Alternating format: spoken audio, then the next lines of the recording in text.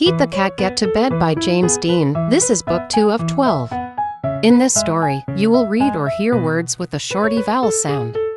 Look for these words in the story and sound them out. Bed, bedtime, best, and everyone, except fed, friend, gets. Instead, here are some sight words: go, has, is, it, not, though, to, will. Pete the cat has a best friend sleepover party. It is bedtime.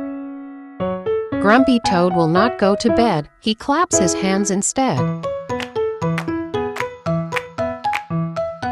Gus the platypus will not go to bed. He plays the drums instead. Alligator will not go to bed. He eats pizza instead.